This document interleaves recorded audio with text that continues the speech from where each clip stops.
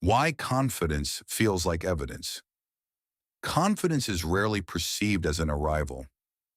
Nothing distinctly begins. Nothing signals transition. One simply finds oneself inside a condition that does not feel newly formed, though no prior state is clearly remembered either. The change leaves no detectable boundary.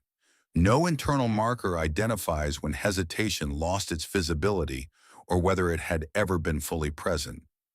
Confidence does not resemble conclusion. Conclusion suggests resolution, yet nothing explicitly resolves. Instead, something becomes curiously unavailable. Questions do not feel answered. They feel structurally misplaced, as though they refer to slightly displaced versions of whatever the present situation is assumed to be. Confidence carries no dramatic intensity. It is not experienced as conviction. If anything, it resembles the quiet absence of whatever might otherwise introduce cognitive drag. A thought remains, not reinforced, not defended, simply no longer encountering resistance. What repeats without friction gradually loses the appearance of repetition.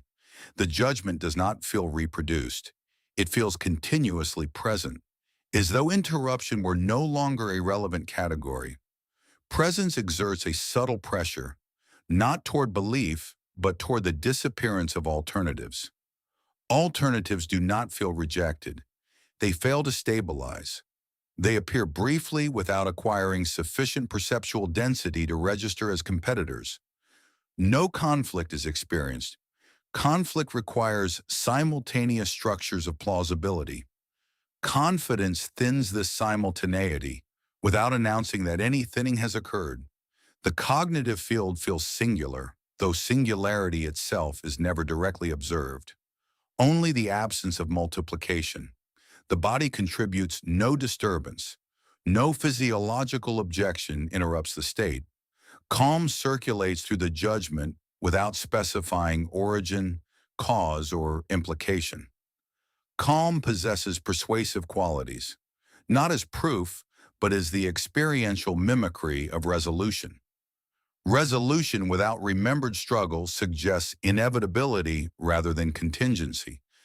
Confidence subtly alters the status of cognition. Belief implies orientation toward uncertainty. Confidence often lacks such orientation entirely. The judgment is not experienced as adopted. Adoption would imply selection. Selection would imply alternatives.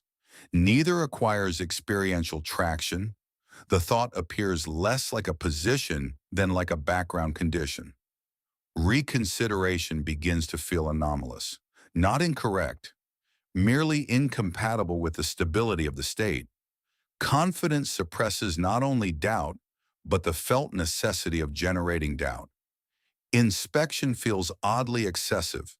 Verification feels directionless, as though no unresolved tension exists to justify the expenditure of cognitive effort. This absence of tension does not present itself as evidence, yet it exerts functional authority. Confidence and what might be called evidence share a superficial resemblance, though the resemblance itself remains unstable. Both produce stillness. Stillness feels self-sufficient without disclosing what it is sufficient for or whether sufficiency is even the correct frame. From within the sensation, certainty contains no observable origin, only persistence, only continuity without a clearly perceived start point, only the quiet impression that deviation would introduce distortion into an otherwise undisturbed configuration. Confidence remains, unverified, unmeasured, curiously intact. And whether anything was established or whether competing possibilities simply failed to retain experiential presence does not settle into clarity, not even as a question, not even as doubt, only a condition that no longer indicates what would count as indication.